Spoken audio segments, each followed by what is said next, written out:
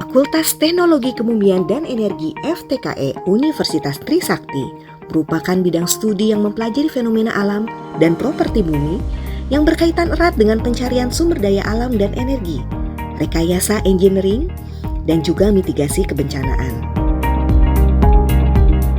Setiap prodi di FTKE memasukkan kegiatan kuliah lapangan dalam silabus pembelajarannya. Mata kuliah ini bertujuan agar mahasiswa memiliki pengalaman kolaboratif dengan belajar langsung dari pakar atau praktisi di lapangan. Mahasiswa berkesempatan memvalidasi pengetahuan yang telah diperoleh di kampus, mengambil data langsung di lapangan, melakukan observasi, pencatatan, analisis, dan aplikasi problem solving pada topik yang sifatnya tematik. 3 prodi di FTKE, Teknik Perminyakan, Teknik Geologi, dan Teknik Pertambangan memiliki silabus kuliah lapangannya masing-masing.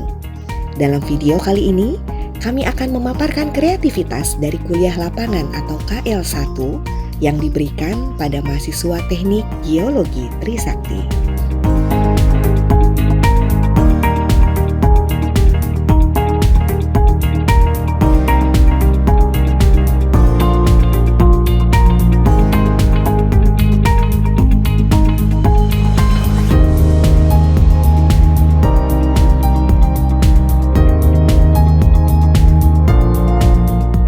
Selamat pagi Bapak Ibu. Pada kesempatan kali ini, saya akan memaparkan profil dari mata kuliah lapangan, di mana mata kuliah lapangan ini terdiri dari bobot 3 SKS dan diwajibkan bagi mahasiswa pada semester 4. Mata kuliah lapangan dilaksanakan pada bulan Juli, kurang lebih 30 hari di lapangan. Nah, untuk CPMK atau capaian pembelajaran mata kuliah ini terdiri dari 3 CPMK yang wajib dipenuhi.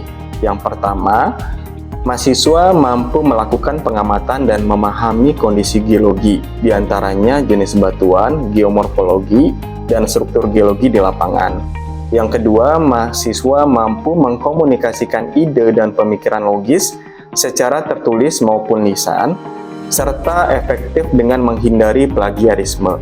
Adapun CPMK yang ketiga dalam mahasiswa mampu menerapkan metode dan perangkat geologi yang tepat dalam membuat peta geologi dan menyusun kolom stratigrafi serta rekonstruksi struktur geologinya.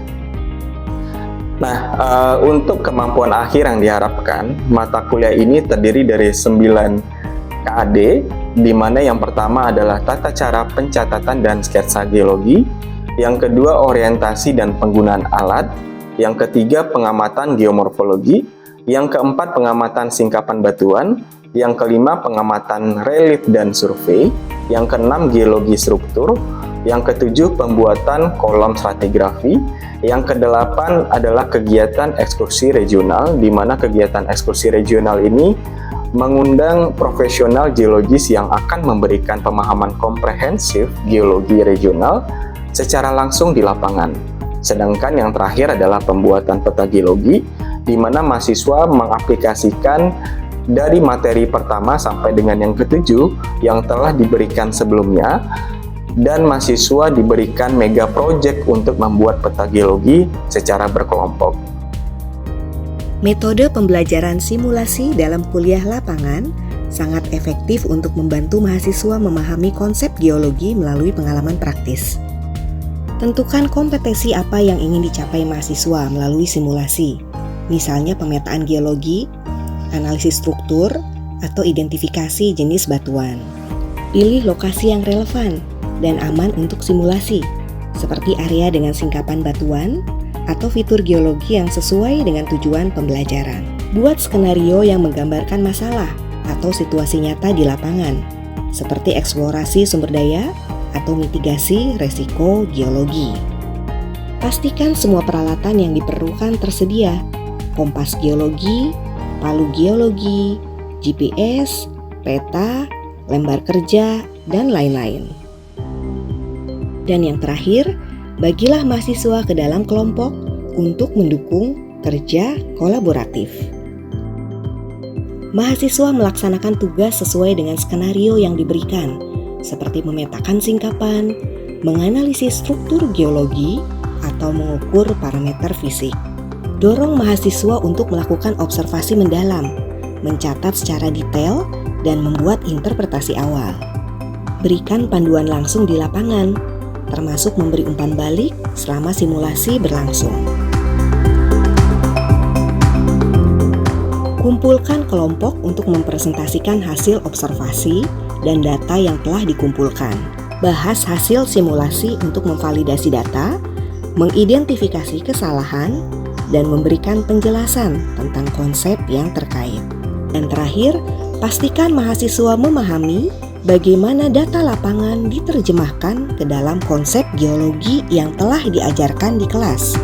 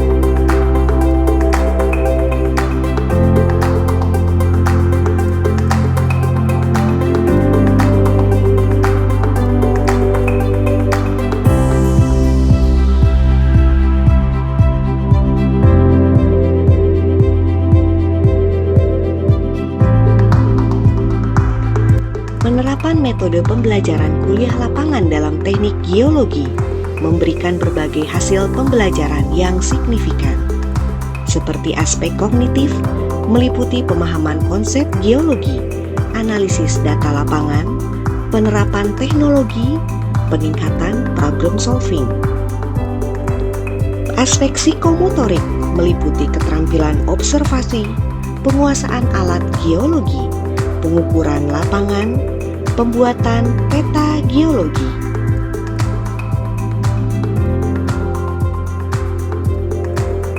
Aspek afektif meliputi kemandirian, kerja sama tim, kesadaran lingkungan, dan etika profesional.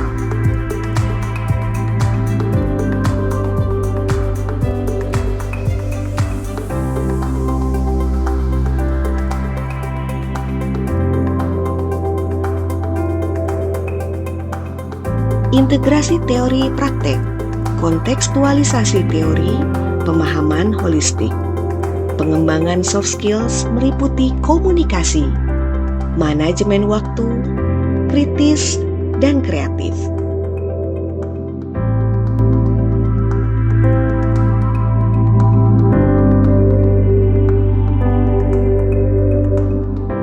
Baik, bersama kita di sini telah hadir Ica. Ica ini adalah mahasiswa Teknik Geologi 2020 yang juga telah mengikuti kegiatan kuliah lapangan di tahun 2022.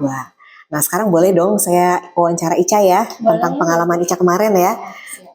Dari kuliah lapangan yang pernah Ica lakukan atau jalani kemarin di 2022, kira-kira keunggulan apa aja sih dari mata kuliah-kuliah lapangan kita ini?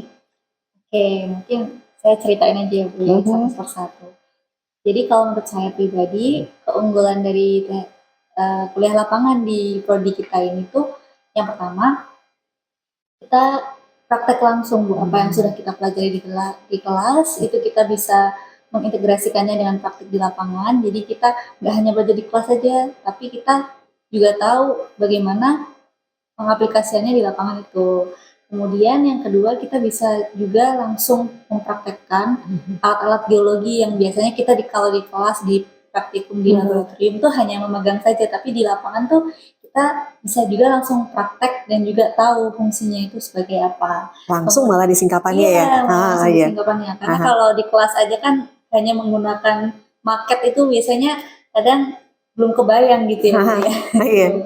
Kemudian juga di situ kita terlatih untuk berkomunikasi dengan baik karena kebanyakan kegiatan yang kita lakukan itu secara berkelompok gitu kan ya Bu. Jadi kita dilatih untuk bekerja sama, kemudian kita juga dilatih untuk manajemen waktu bersama teman-teman, dan juga di situ jiwa profesionalitas kita mulai tumbuh Bu, karena kita harus disiplin, bangun pagi-pagi ke lapangan gitu. Kemudian kita juga harus tanggung jawab terhadap barang-barang yang kita bawa, dan juga kita harus menjaga kebersihan di lingkungan kita yang kita datangi itu gitu. Kemudian juga kita bisa meningkatkan antusiasme diri kita sendiri, bagaimana kita semangat untuk belajar di lapangan. Karena kan kalau misalnya kita sudah capek sore-sore gitu, oh besok masih ada ke lapangan lagi, kita harus semangat kayak gitu. Itu sih Bu kalau menurut saya. Iya. Jadi semakin ke lapangan itu semakin bertambah pengalaman. Ternyata fenomena geologi di satu tempat, walaupun sama-sama batunya sama, tapi fenomenanya karena berbagai variabel tadi akan berbeda ya satu tempat dengan yang lain. Iya Bu, itu betul juga. Karena kalau misalnya kita hanya belajar di Jakarta aja misalnya, itu kan sangat berbeda kondisi geologinya dengan yang ada di Jogja misalnya itu. Jadi kita bisa belajar variasi-variasi geologinya gitu, karena pasti kondisinya sangat berbeda gitu. Ya oke. Nah kalau ada kelebihan pasti ada kekurangan dong. Betul. Karena kekurangan itu yang membuat jeda atau membuat ruang untuk peningkatan perbaikan di masa yang akan datang. Betul nggak Ca? Betul Ibu. Betul ya. Kalau tadi kelebihannya seperti yang sudah dipaparkan Ica, nah sekarang kalau dari kekurangannya apa nih? Kekurangannya ya Bu, mungkin kalau menurut saya pertama itu keterbatasan waktu sih Bu, karena kan kadang kalau ke lapangan kita dalam satu hari itu harus memadatkan menjadi beberapa materi, jadi satu materi itu durasinya kurang kalau menurut saya. Kayak misalnya kita pengenalan deskripsi singkapan gitu kan, kadang kalau pertama kali ke lapangan itu kita masih harus observasi yang secara teliti, terus belajar bagaimana cara deskripsinya. Jadi itu kadang kalau waktunya dibatasi itu sangat kurang lah menurut kami gitu. Kemudian ada juga faktor biaya Bu, faktor biaya kan kalau bengkak biaya tambah banyak.